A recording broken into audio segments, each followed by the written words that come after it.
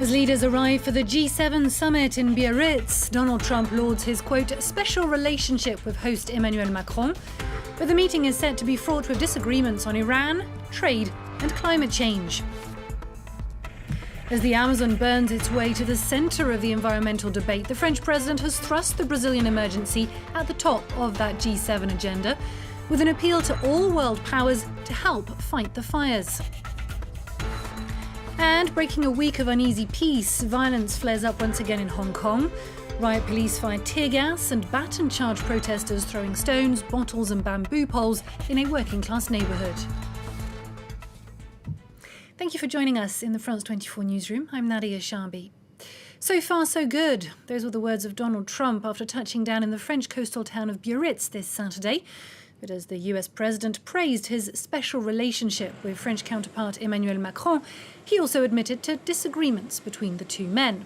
And there's little doubt that this G7 summit will be a fraught affair, with issues such as the Iran nuclear deal, trade and varying responses to climate change likely to sour proceedings. Luca Roy has the latest. They don't see eye to eye on much, but the leaders of France and the United States were keen to have this photo op before what's expected to be a fraught G7 summit. We actually have a lot in common, Emmanuel and I. We've been friends for a long time, and every once in a while we go at it just a little bit, not very much.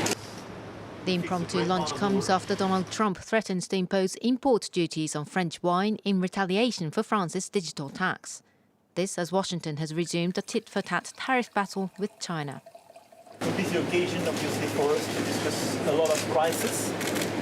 We will discuss Libya, Syria, Ukraine, North Korea and Iran. The ongoing tension between the US and Iran is not the only thorny geopolitical issue. The summit's host, Emmanuel Macron, has already rejected Trump's request to let Russia back into the club. Another G7 member, Japan, is locked in a mounting feud with South Korea at a time of uncertainty over Pyongyang's nuclear development. Climate change is expected to top the agenda as wildfires rage in the Amazon. We're not just calling for action. We're going to mobilize all of the powers of the G7 in partnership with the countries of the Amazon to invest first in fighting these fires. But the French president has already decided not to issue any final communiqué at the summit, including on global warming, to avoid a repetition of what happened last year when Trump refused to sign a pre-agreed statement. Another issue, Brexit. It's the first G7 summit for the UK's new Prime Minister Boris Johnson.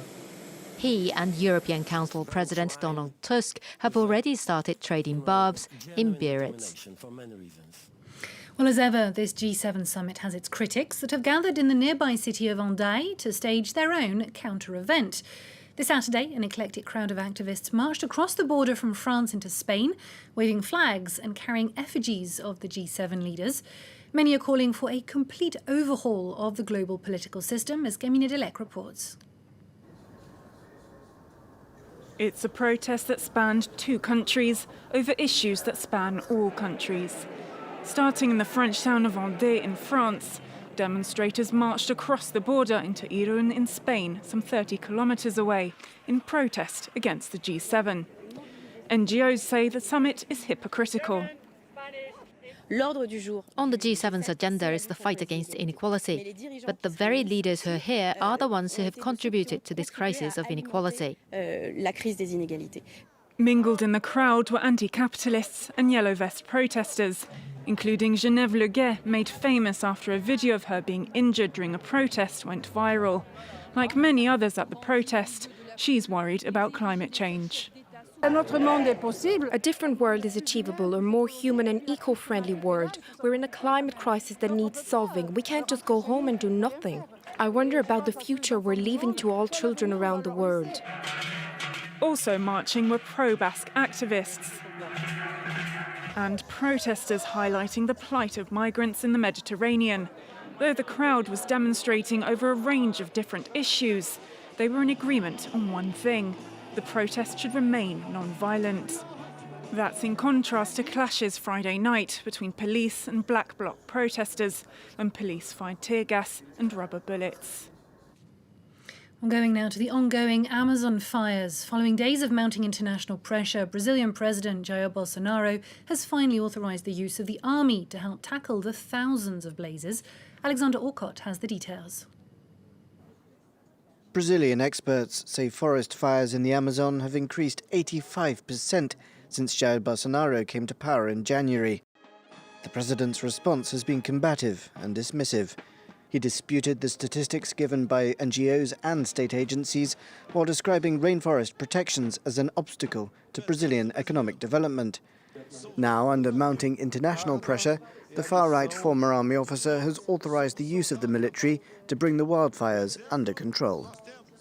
I will authorize the use of the extensive deployment of the armed forces and other agencies to combat illegal activities and to contain the spread of fires in the region. A decree issued by the president authorizes troop deployments to nature reserves, indigenous lands and border areas where their presence is requested by regional governors. While Bolsonaro has sought to put the blame elsewhere, on criminals and even on NGOs, critics say his own government has encouraged loggers and farmers to clear their land to spur economic growth. The out-of-control blazes are having a devastating effect on cities bordering the Amazon, where residents have been enveloped by thick smog. I can't breathe and I can't sleep. I really feel ill, and with the lack of air sometimes, I can't even eat. Several foreign leaders have also called the Amazon wildfires an international crisis, speaking of the vital role the rainforest plays as a carbon store that helps to fight climate change. Going to another issue that will no doubt be discussed at the G7. This Saturday, Beijing angrily hit out at the latest US tariff hikes on its goods, accusing Washington of bullying. This after Donald Trump told US companies to leave China. Peter O'Brien has more on the latest escalation in the trade war between the world's two biggest economies. Death by many tariffs.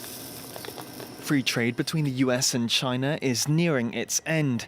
The latest wound, Beijing's announcement that it would put new levies on US soybeans, oil and other imports worth $75 billion. Donald Trump says he will respond. We don't need China and frankly would be far better off without them. Our great American companies are hereby ordered to immediately start looking for an alternative to China, including bringing your companies home and making your products in the USA. China is retaliating against Washington's latest round of duties, which target around $300 billion of imports and start on September the 1st. By the end of the year, nearly all imports and exports between the two countries will be taxed. China says the US is threatening the principle of free trade. The US measures have led to the continuous escalation of China-US economic and trade frictions, which have greatly harmed the interests of China, the US and other countries.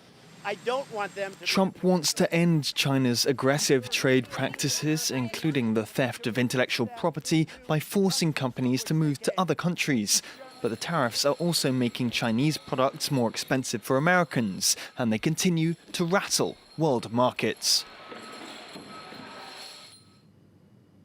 For a 12th weekend in a row, thousands of Hong Kong's pro-democracy protesters have taken to the streets, defying growing pressure from mainland China and local authorities and clashing once more with riot police.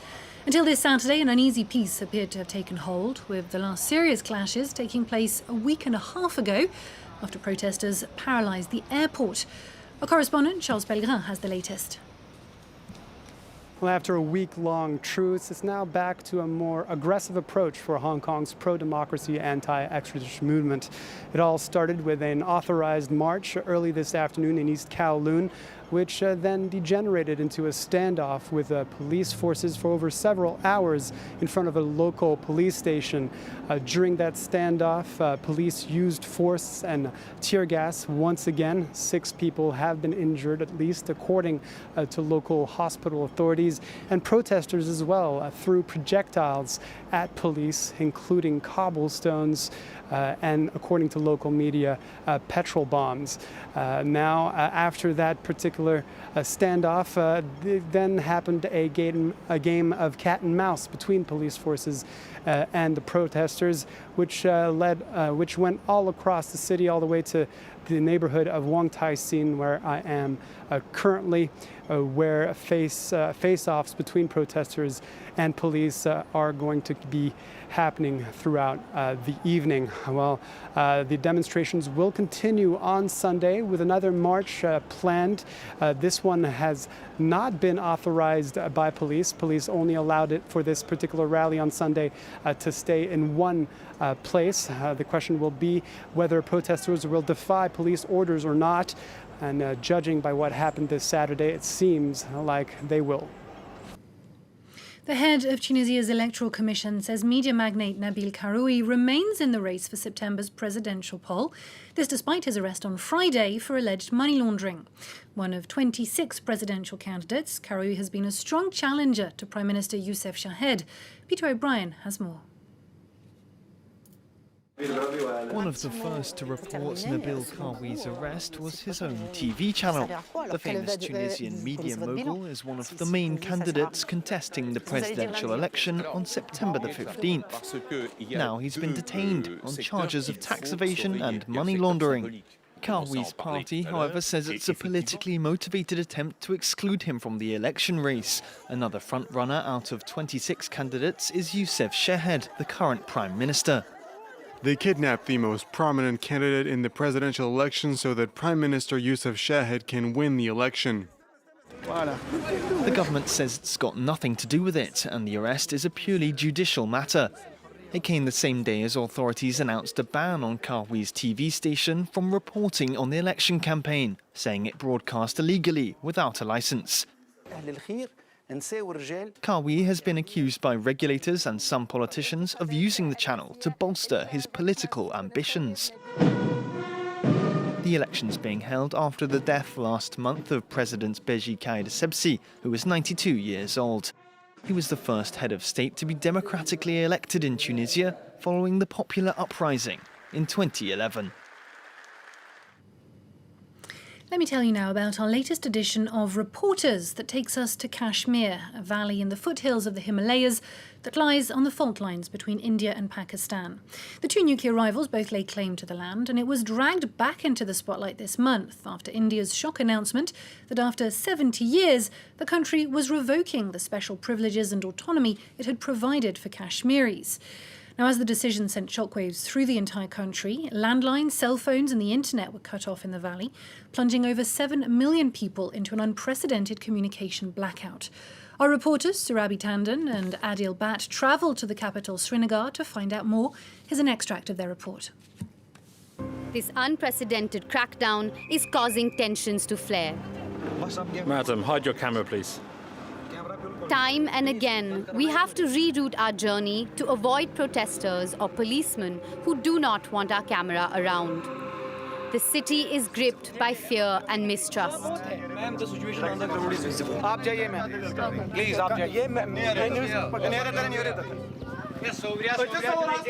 The situation is particularly tough for Kashmiri women. We meet Ulfat, who agrees to invite us into her house on the condition that we don't reveal her last name. I don't want to show my face because I'm scared. With most shops closed, she has been struggling to provide for her family.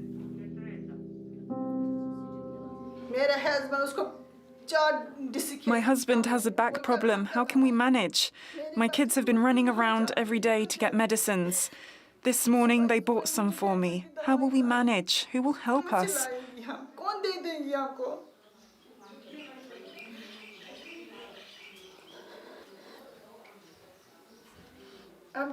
I'm so tense. Death is better than this. And you can catch that episode of Reporters in full right here on France 24. That's at 9 p.m. Paris time. And with that, we're going to leave this edition. Stay tuned. There's more coming up.